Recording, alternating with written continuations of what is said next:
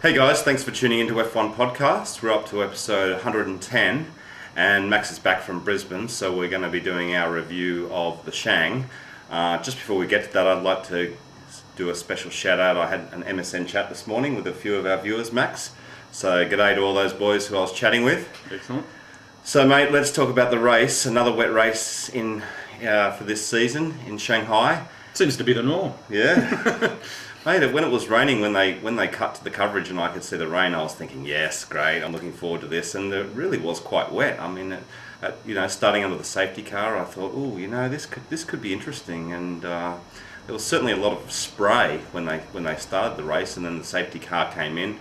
And Vettel, mate, he just took off and he won the race. A Red Bull 1-2. Yeah, I mean, amazing rise from Red Bull, I guess. That thing's a bullet of a car, there's no doubt about it. And hats off to Adrian Newey and all the guys back at the factory. I think one of the things as well that sets the Red Bull apart, of course, is its pull rod rear suspension. Which is obviously, when you consider that the Diffuser 3 have been given a distinct advantage over the other teams. Here you've got Red Bull with no rear diffuser or no double-decker diffuser like these guys, but they've got this, I was going to say it's innovative pull rod suspension, but it isn't. It was last used in Formula 1 about 20 years ago. And Adrian's just pulled it out of the box. He's pulled a rabbit out of the hat and said, yeah, we'll have that again, thanks. And it's obviously paying dividends, but it's not just down to the rear suspension. That Red Bull car has, I think, been designed to within an inch of its life. Mm. And you've got two quick drivers in Vettel and Webber, both doing good things this year. And I'd just like to congratulate Seb Vettel and Red Bull on their first win. I thought he drove a mature race, and he did, mate. This kid's he's the real deal. He's got the bona fides, and I think we'll see a future. We're seeing a future world champion on our hands. Max, the guy did not put a wheel wrong. He did such a good race the whole time. There were drivers going off, particularly on the last corner, and all sorts of things. And admittedly, he didn't have the spray to deal with like all the others had to deal with. But I agree, mate. Seb Vettel was very impressive in the wet, and this kid's quick, mate. He's going to give Webber a run for his money this year, that's for sure. Oh, without a doubt. And his English is improving as well, which is good. So now he's not so much talking like the German now with the English accent. He's starting to sound more English, which is good. Still can't understand a word Webber says, but I mean that's part and parcel of driving with an Australian, I suppose.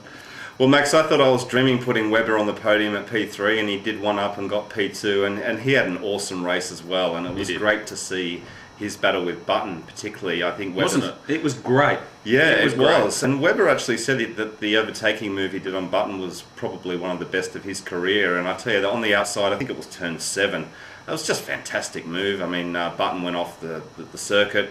And then Webber went off as well, and then came straight back and got him on the outside. An awesome move by Webber. And Webber said in the press conference afterwards that he was playing with the rivers, Max. I like that. He said, I was just playing with them, just seeing what I could get out of those rivers at the last turn. Yeah. So awesome race, mate. Mate, he did drive a good race, Mark Webber. But it also helps when you've got confidence in the car under you. I mean, it was wet, the conditions were shit, and here's Webber, flying around the circuit. Yeah, he had an off and all that sort of thing, but recovered quickly. Normally, with the luck Webber has, if he came off in the past, he would have been stuck in the gravel or on the grass or something, or hit a wall. But luckily, this time he didn't, and was able to come back on the track and have a great dice with Button, and I thought it was fantastic. Well, Max, there was a few offs, and Piquet went off, and Piquet had a pretty average race again. 6 laps from the end, Satil buried the front of his car literally into the wall, into the tyre barriers, and left the front of the car actually in there, I noticed. So they had pretty average races, mate. But one other interesting thing that was pointed out to us by one of our excellent fans was something that Toyota did in the pit stop, which was rather interesting. They had a front nose on a trolley and just wheeled it into place and snapped it on, and off he went. So I thought that was another interesting that was a good one, wasn't it? Facet to the race. You don't normally see a trolley loading a front wing on a car. And you could see the advantage. You could see how the front wing just slid straight onto the front of the car, and you could see that they would have got a couple of seconds doing that rather than someone running up and doing it. Yeah. It was good stuff, mate. And what else have we got here, mate? Lewis went off the circuit a few times, and he's been sort of touted as a bit of a rainmaster, and that was a little bit embarrassing for Lewis, I think, because he was going off the circuit quite a lot, 3 or 4, 5 times or something, mate. Just goes to show you the difference in regulations this year, how much the cars have changed from last year. I mean, Lewis in a wet race last year would have just ate it up, no doubt about it. But he did have his difficulties at Shanghai this year, there's no doubt about it. But it made me think of Silverstone last year when Massa came off about 5 times and everyone was taking the piss out of him and saying, although he wasn't at the stage and still isn't, a world champion does not come off the track 5 times. Well, sorry to disappoint you, but Lewis Hamilton proved that you do, or you can, at the race in Shanghai. But I've noticed there's not nearly as many barbs thrown at Lewis Hamilton from coming off a couple of times as there were at Massa last year. Well, mate, it was an awesome race. I really enjoyed it. Buemi also did well as well. He got a point actually. So he, great for him in his first season in Formula 1. Great for him. Great for Toro Rosso. I'm always pleased when Toro Rosso do well, mate. The old Minardi connection. Yeah, definitely. Always good to see. All right, guys. Well, we're going to do a couple of videos after this. We're going to be talking about some F1 news this week, and we're also going to do our tips for Bahrain.